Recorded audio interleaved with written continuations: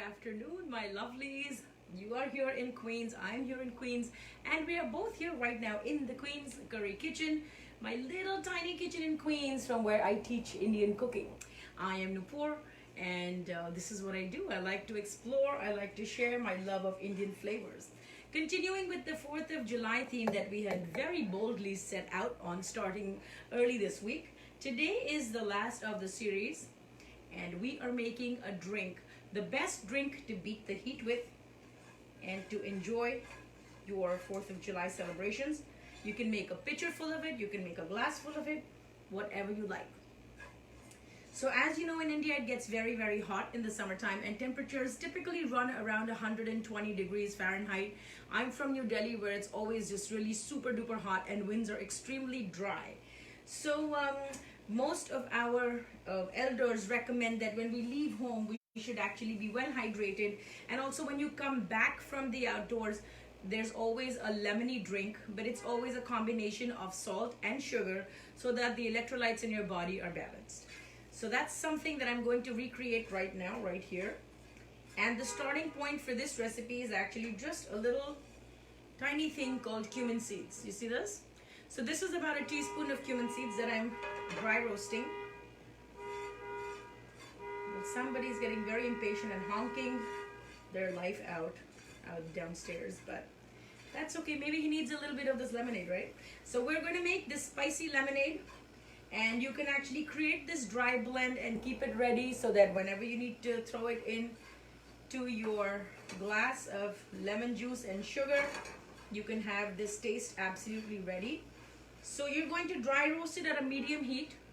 That's going to give it that smoky flavor, and it's also going to give it a nice, like a woody, smoky taste.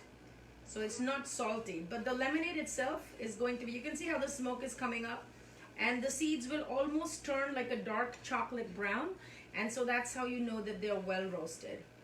So try not to do it on very high heat. Any kind of cast iron pan or a frying pan like this is a non-stick pan, should do it.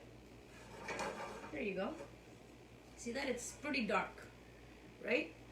So we got that going, and you'll know from the smell that it's well roasted. It almost smells like burning wood.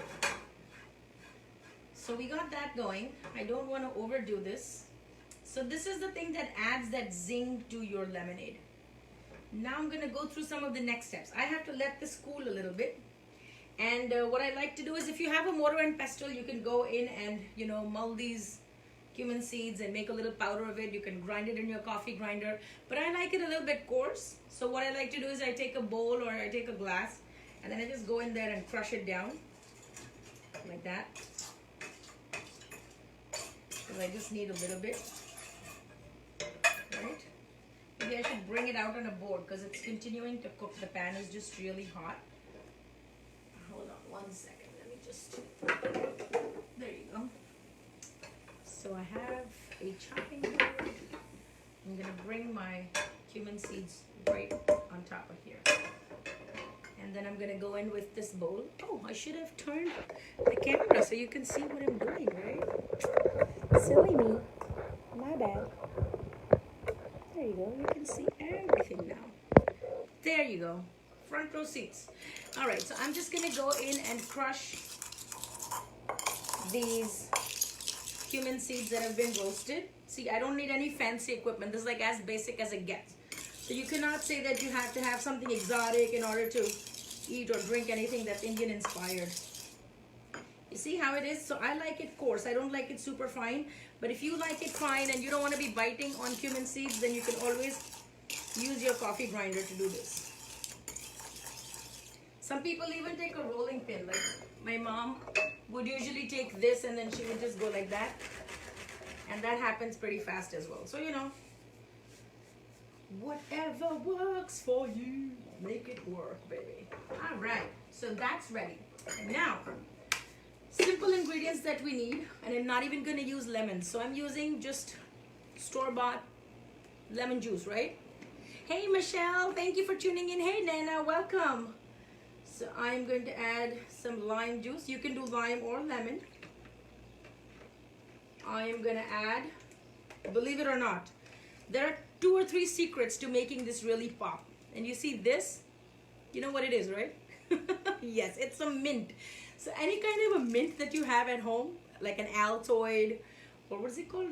Polar mints or zero mint or something. Just take, this is the tiny one, so I'm gonna take 2 little pills of this. You can even do 3. You can do fresh mint, but I just love the strength of intensity of flavor that this has. So I've used 4 of these. I'm also going to use some Himalayan pink salt. So when you do sweet and salty, it actually balances the electrolytes and it helps you to drink more because it really satisfies all your taste buds. And this, my darlings, is black salt, right? So this is a combination of black salt and ginger powder and some dry mango powder that I have created. And I always use this in my lemonade. If you'd like a sample of this, you can always send me a DM. I'll be happy to ship it to you. And it has a very intense, pungent flavor. Okay, so that's gone in. Your mints have gone in. Do not put in fresh mint leaves at this stage because when the blade churns, it's going to make your mint leaves black. So do not put those. And I'm going to put in water. If you like ice, I'm not a big ice drinker. I just use water. Sometimes it's cold water, sometimes it's just room temperature water. But what happens is that if you use warm water or room temperature water, it helps the sugar to dissolve easily. And then once your drink is made, you can always put it in the fridge. So to each glass of lemonade, I think it takes about 2.5 to 3 teaspoons of sugar, depending on how sweet you like it. You can add Splenda, you can add maple syrup. Choices abound. And also, if you're going to drink it immediately, you can use seltzer instead of regular water. You can also use Sprite with a hint of the mint and the salt, and that works like a charm. Now into here, I'm going to go back and add my cumin powder. Bam. Yep. So you know, we're Indian. We like to spice up everything, including our ice creams.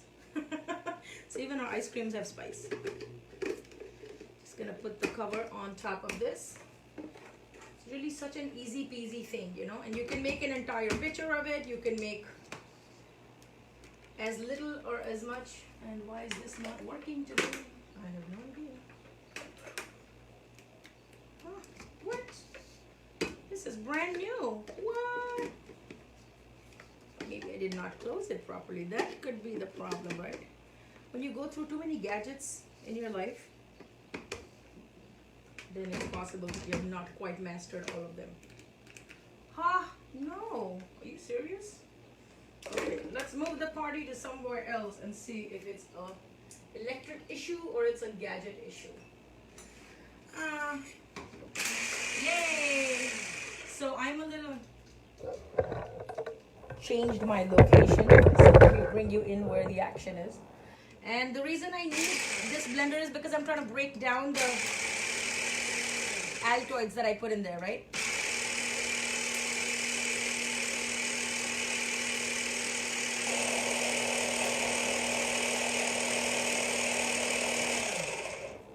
Gets a little noisy, I have to admit.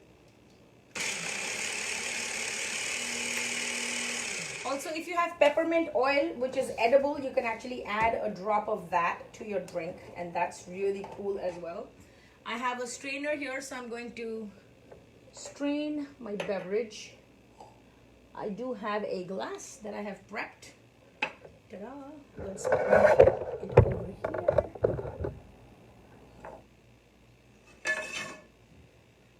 And pour it into this glass. It's really quite a no-brainer. See that? I will be adding back some of the cumin powder because I just love the flavor of it. There you go. And you're going to add just a little bit of this. I'm going to go in and give it a taste, give it a good stir. And if you want, you can actually garnish this with strawberries. You can garnish this with raspberries. You can garnish this with whole lemon slices, or you can just put a basil or a mint leaf, and that works well. So here's my basil. You can just stick it in here. It can just do its thing, you know, hang out. And you could top it with ice. I'm not an ice drinker, but if that's what you want. that's what you get. So you know what? I hope that with all the tandoori recipes and the grilling recipes that we went through this entire week, I hope that you're going to give this lemonade a try. It's really very refreshing, and most people don't think of combining sweet and salty. Oh, I'm going to get ready for a taste, which I can do off camera, right? So hold on. Let me show you what it tastes like. Right? It's one thing to know what it looks like, and then one thing to know what something tastes like. It feels kind of incomplete if someone did like a cooking related thing and didn't share with you what it tasted like, right? That would be not so cool. Alrighty, so we are here. Hey, Michelle. This is just sugar on the rim of the glass. And I just ran a lemon peel on the glass and dipped it right in the sugar. You could do salt, you could do sugar. This sugar has that, you know, it's like a yellow food coloring with the sugar that came in a bag. So nothing fancy. You could just do regular white sugar. So this is what it tastes like. Ah, I cannot even, and this is even without the ice, but it's still like, it hits you. The salt hits you. The sugar hits you. It's perfectly balanced. And of course, the tartness of the lime cannot be overlooked. But the mint, there's like a little back note of those altoids that are breaking in. Imagine this with like topped with ice or whatever. And if you like seltzer, if you like bubbly drinks, then you can always use seltzer instead of water. But then just be careful that you're consuming it right away, because you don't want it to settle and fizz out. That's not fun. But you know, you can do water. So let's say you're going to a barbecue or you're going to a picnic. You can fill this up with water and take it to wherever you're going. And then just before drinking it, top it up with seltzer. So if you were to make 4 glasses, then put 2 glasses of water and maybe 2 glasses of seltzer. So you can do half and half. But this is absolutely spectacularly delicious. It really takes me back to my childhood when we would come from school in the middle of the afternoon at 2:30. My mom would have pitchers full of this right by the kitchen table, and we would go there and we would be red in the face from walking in the sun with heavy school bags on our backs, and mom would say, okay, go wash your hands and face and then come and drink this. Oh, it was the ultimate thing. So Michelle, if you really want to try this, I'm gonna love you forever. But you know, don't put mint leaves in your blender. That's my only advice, because it tends to get black with the churning of the blade. You can save it like this and, you know, use it as a garnish, or then put it after you've made the drink. And then you can also throw in some slices of lime or lemon.